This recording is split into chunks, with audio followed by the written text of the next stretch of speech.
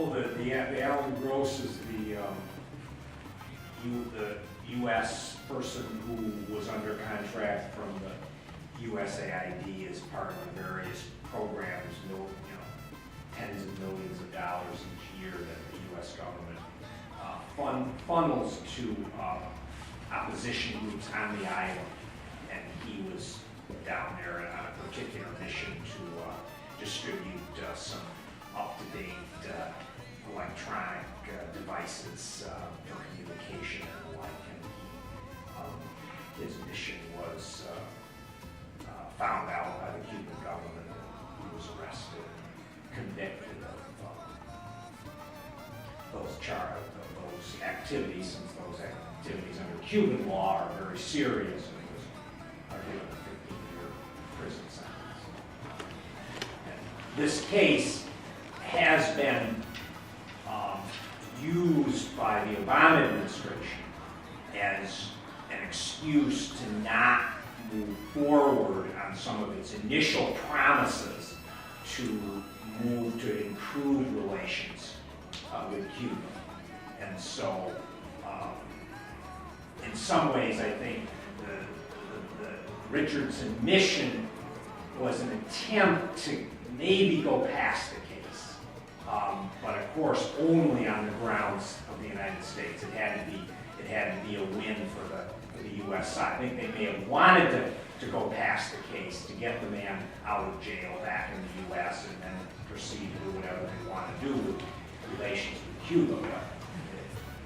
But their demands were simply something that the Cuban government was unwilling to meet. It's interesting that Jesse Jackson wanted wrote for Cuba to release him. Sure. Oh, can I tell about this book? Just one little thing about the Alan Gross case is that one of his claims was that he was down there on the behest of the Jewish community of Havana and Greater Cuba to aid them in communications because of the oppression, alleged oppression of the Jewish community by the Cuban government. The chief rabbi of the entire country of Cuba then announced that they had never heard of Alan Gross, had no dealings with Alan Gross, and had cordial relations with Cuba. And did not need the equipment exactly he was allegedly bringing. If they wanted cell phones, they could buy cell phones. Exactly. Yeah. Yeah. Oh, right. I was just thinking, I know you touched on this a little bit, but when I talk about this case and about Cuba in general, I hear all the time, why didn't we hear about this and why don't we ever talk about Cuba? They really don't teach it, definitely not in school, so it's kind of something that you have to seek out. And I think it's important to look on this case, and when you look on this case, look back at the history of the Cuban Revolution, because it's not just one person, it's 5 revolutionary leaders who have not bended in the slightest under all of these things we're talking about, from solitary confinement to their unjust prison sentences, and that's because they are products of a country that had a revolution. And it's important also to look at it in the context of the U.S. government and Cuba and the history of the relations there since 1939. And the Cuban Five are not just in prison serving their terms.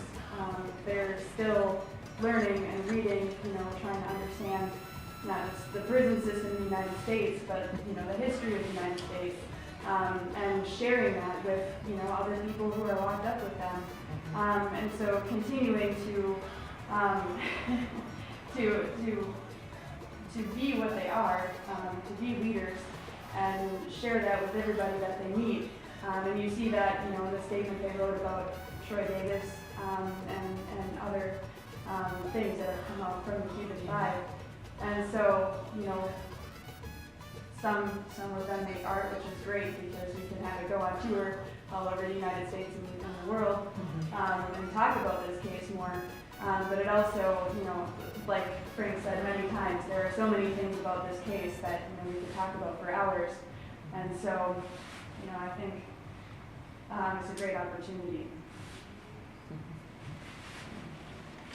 I just want to say this book here, it's Letters of Love and Hope, and Alice Walker wrote an introduction to this book. And it's a whole different perspective. Most of these books you have to get through all the political stuff, which is fine.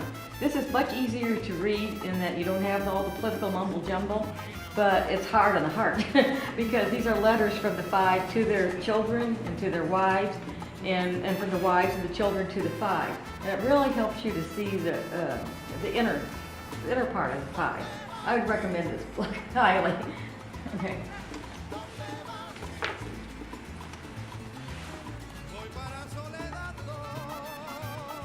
I would urge you, if you haven't, I mean, these cartoons also, it really shows also how the spirit hasn't been broken. I mean, here you have, you know, some of the best political cartoons of the last decade.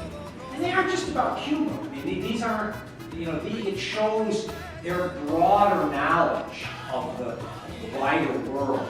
They're always from a, you know, political and revolutionary perspective, and often in a way that political cartooning does, in a clever way, tweaking the United States and its policies, so that they really are pretty special, and really each one of them captures some important political moment and skewers as political cartoons do, their targets in a very effective way. The fact that he's able to do this under a double life sentence, I compare him in many ways to the production of the movie also has used.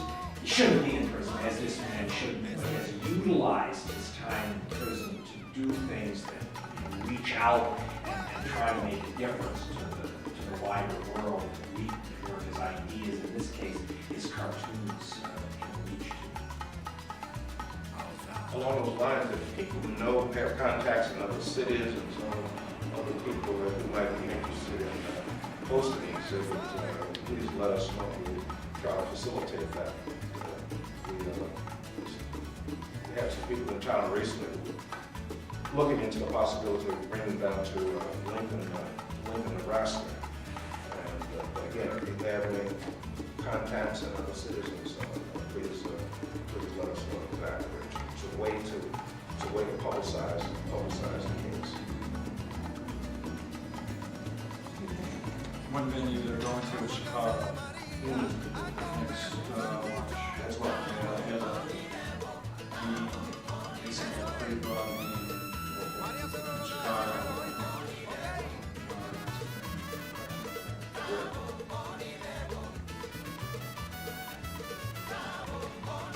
Well, I think there are no more questions or comments. I really want to thank you for coming out. I think this will be a great presentation.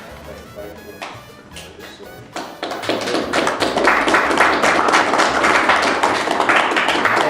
Once again, thank Jessica. The exhibit is here till Sunday, so please let other people know and come by and see the exhibit.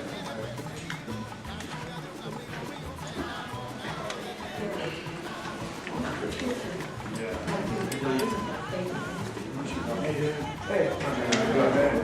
See you. See you. Mark, sorry.